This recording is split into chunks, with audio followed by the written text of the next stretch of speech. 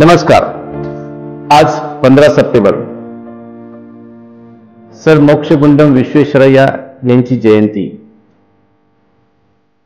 आपल्या आयुष्याची तळाखेबंद सेंचुरी मारणारा एक जबरदस्त देशभक्त अभियंता. आपल्या महाराष्ट्रातल्या सीओईपी पुणे इंजिनिअरिंग कॉलेजमधून डिप्लोमा सिव्हिल इंजिनिअरिंगचे शिक्षण घेतलेला अभियंता. पहिली सरकारी नोकरी महाराष्ट्रातील प्रेसिडेन्सी डिव्हिजनमध्ये मुंबई येथे करणारा एक उत्कृष्ट अभियंता. म्हैसूर सरकारचा दिवाण. कर्नाटक, आंध्र प्रदेश आणि सगळ्या दक्षिण महाराष्ट्रातच नाही, दक्षिण भारतातच नाही तर संपूर्ण देशामध्ये वेगवेगळे डॅम्सची निर्मिती करणारा एक जबरदस्त अभियंता. ऑटोमॅटिक गेट्सची निर्मिती करणारा अभियंता. भाग्यनगर म्हणजेच हैदराबाद शहराला पुरापासून बचाव करण्यासाठी संपूर्ण इंजिनिअरिंग कौशल्य लावणारा एक उत्कृष्ट अभियंता. गंगेवरच्या पुलाची निश्चिती करणारा अभियंता.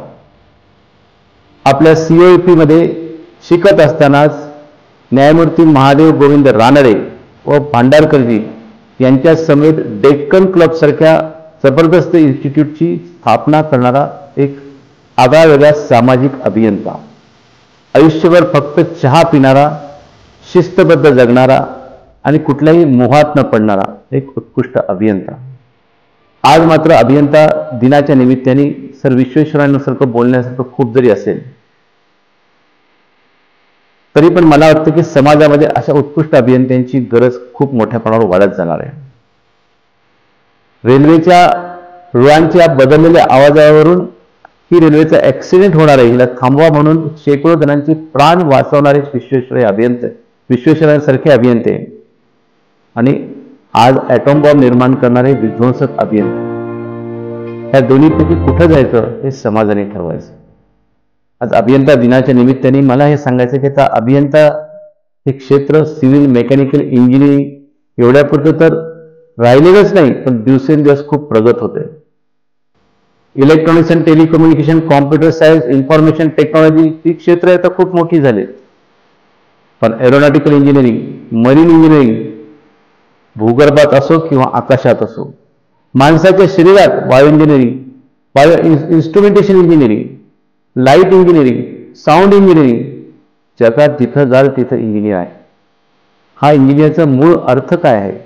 त्यांनी सर्वसामान्यांचं जीवन सुखकारक केलं पाहिजे, माणसाचे कष्ट कमी केले पाहिजेत, उत्पादकता वाढवली पाहिजे, जीवनात येणाऱ्या सुखांना अधिक वेगाने आपल्यापर्यंत आणलं पाहिजे.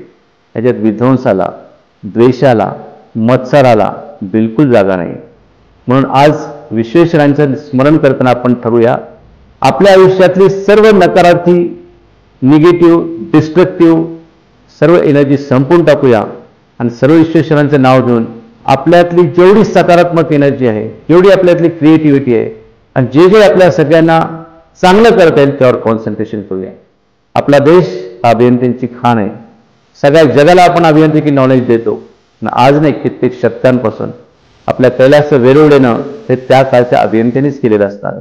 मीनाक्षी मंदिर आहे, दिल्लीतला खूप मोठा खांब आहे, जयपूरचं जंतर मंतर आहे, खूप गोष्टी आहेत आपल्या देशात.